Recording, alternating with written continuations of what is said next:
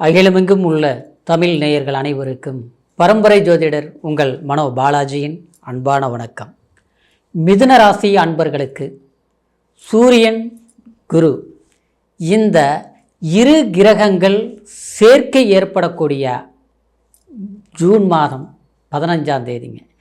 இந்த காலகட்டத்தில் இருந்து உங்களுடைய வாழ்க்கையில் எப்பேற்பட்ட ஒரு மாற்றங்களை இந்த கிரக அமைப்புகள் ஏற்படுத்த போகுது அப்படிங்கிறத பற்றி தாங்க இந்த பதிவில் இப்போ நம்ம பார்க்க போகிறோம்.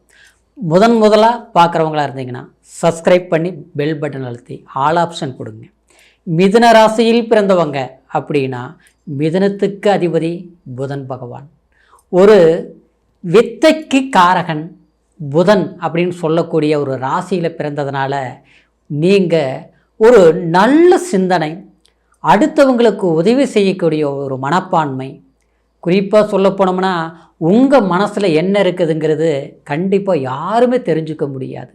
ஏன்னா நம்மளுடைய கஷ்டமோ நஷ்டமோ அடுத்தவங்கக்கிட்ட சொல்லி என்ன தீரப்போகுது, நம்மளுடைய பிரச்சனைகளை நாம் தான் தீர்க்கணும் அப்படின்னு ஒரு போராட்டமான காலகட்டத்தில் கூட அடுத்தவங்கள உதவி தேட மாட்டீங்க.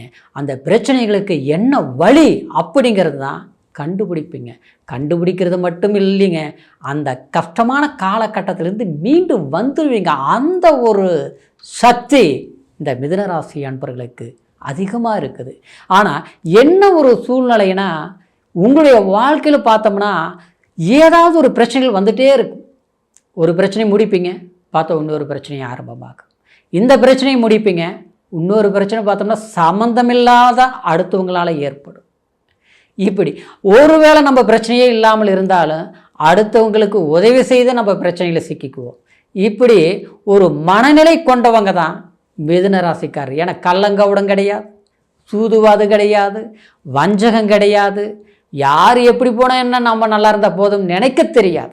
இதனால் குடும்பத்து மேலே பற்று, தான் கஷ்டப்பட்டாலும் தன் குடும்பம் நல்லா இருக்கணுங்கிற ஒரு அக்கறை, பெற்ற குழந்தைங்களுக்காக தன்னுடைய வாழ்நாளில் தன்னுடைய ஆசைகளை கட்டுப்படுத்தி வாழக்கூடியவங்க யாருன்னு கேட்டோம்னா அது மிதுன ராசி அன்பர்கள் தான்.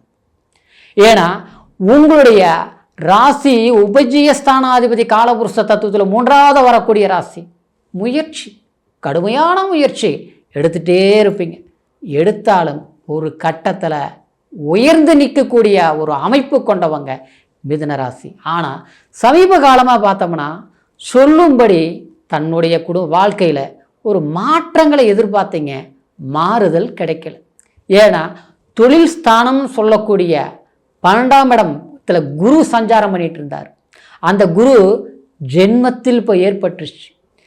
இந்த ஒரு வருஷத்துக்கு முன்ன காலகட்டத்தில் பார்த்தீங்கன்னா விரயங்கள் அதிகம், பண விரயங்கள், பொருள் விரயங்கள், மனக்கசப்புகள், சொந்த பந்தங்கள் ரீதியில் போராட்டமான ஒரு சூழ்நிலைகள்.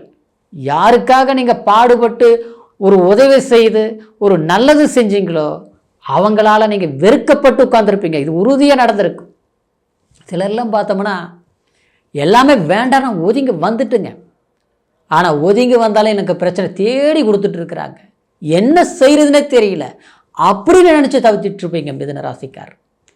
ஒரே அடி பாடுபடுவீங்க, சம்பாதிப்பீங்க, உழைப்பு அதிகமாக இருக்கும், பணம் குறைவாக இருக்கும், நிரந்தரமாக ஒரு இடத்துல நின்று வேலை செய்ய முடிய மாட்டேங்குது.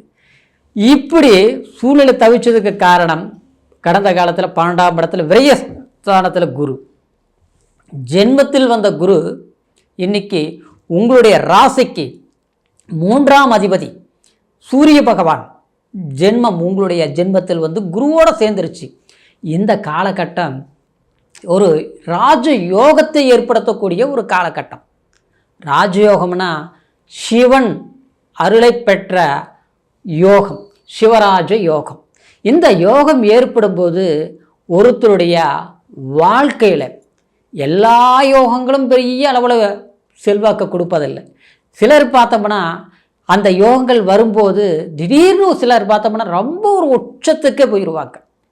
சாதாரணமாக ஒரு வேலை செஞ்சுட்டு இருந்திருப்பாங்க, அதில் பார்த்தோம்னா ஒரு பெரிய ஆளாக வளம் வந்துடுவாங்க, ஒரு பெரிய பிஸ்னஸ் பண்ணுவாங்க.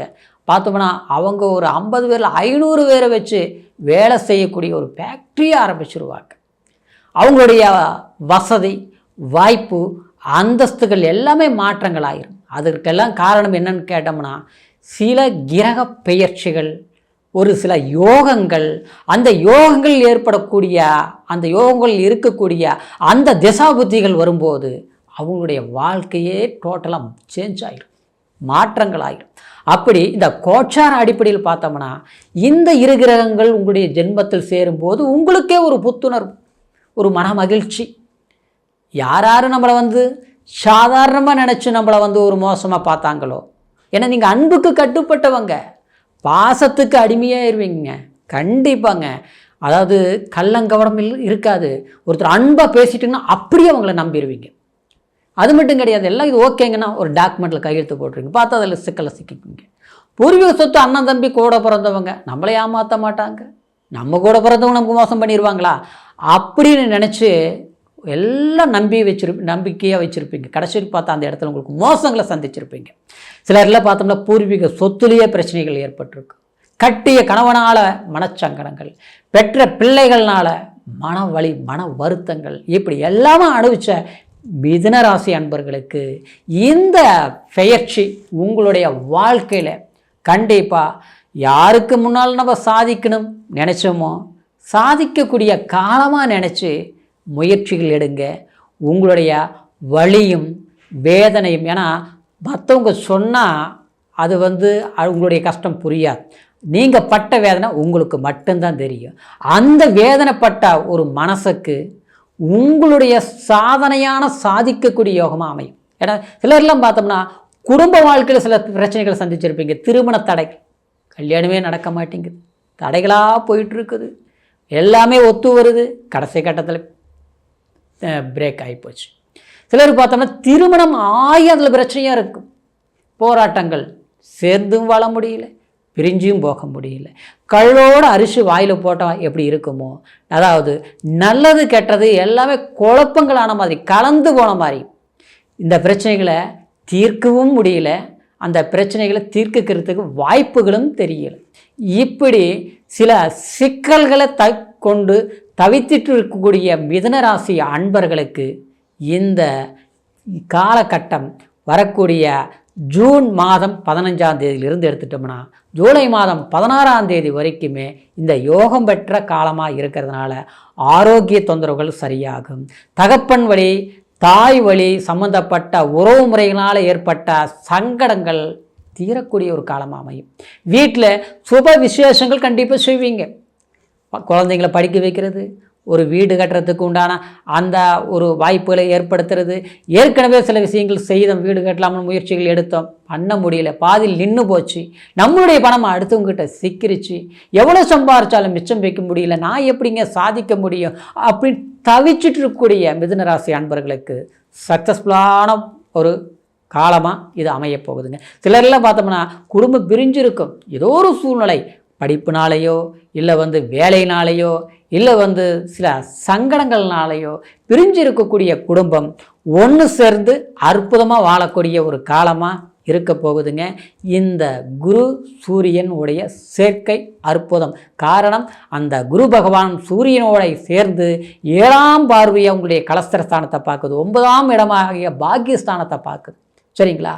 அப்போது நமக்கு எடுத்த காரியத்தை ஜெயமாக்கும், அரசாங்க துறையில் சம்மந்தப்பட்ட சில வாய்ப்புகள் உண்டாக்கும், எதிர்பார்த்த விஷயங்கள், தடைப்பட்ட விஷயங்கள் எல்லாமே தவிடுபடியாக்கி வெற்றி நமக்கு கிடைச்சிருச்சுங்கிற ஒரு மகிழ்ச்சி சேரக்கூடிய காலம்தான் குரு சூரியன் இந்த சேர்க்கையான காலம். இப்போ சொன்னது கோச்சார அடிப்படையில் சொல்லியிருக்கிறோம். சரிங்களா? இருந்தாலும் இது சந்திரனை வச்சு நம்ம சொல்கிறது தான் ராசி ஆச்சுங்களா. உங்களுடைய பிறப்பு ஜனன ஜாதகத்தில் லக்னம் என்ன லக்னம், இந்த லக்னத்துக்கு எந்த தசாபுத்தி நடக்குது, அது எதனுடைய பலனில் நடக்குது, எவ்வளவு பலம் பெற்ற தசை புத்தி, அதுக்கு தகுந்த மாதிரி சில பலன்கள் வேலை செய்யும். அதனால் உங்களுடைய பிறப்பு ஜனன ஜாதகத்தையும் ஒரு முறை நீங்கள் பார்த்துக்குங்க. ஆனால் புதிய முயற்சிகள் எடுக்கும்போது சில தடைகள் ஏற்படும் போது, அதாவது தசா புத்தி ரொம்ப வேலை செய்யும். சரிங்களா? அப்போது உங்களுடைய ஜாதகத்தை ஒரு முறை பார்த்துக்குங்க. நம்மக்கிட்ட பார்க்கணும்னு நீங்கள் விரும்புனீங்கன்னா கீழே இருக்கிற நம்பருக்கு ஃபோன் பண்ணி, அதாவது உங்களுடைய date of birth, time, place, இது மூணையும் தெரியப்படுத்தினீங்கன்னா உங்களுடைய முழு பலன்களையும் கேட்டு தெரிஞ்சுக்கலாம். அதே நேரத்தில் ஏதோ சந்தேகங்கள் இருந்தாலும் ஃபோன் பண்ணி உங்களுடைய சந்தேகங்களை தீர்த்துக்கலாம். மீண்டும் அடுத்த பதிவில் உங்களை சந்திக்கிற வரைக்கும் நன்றி, வணக்கம்.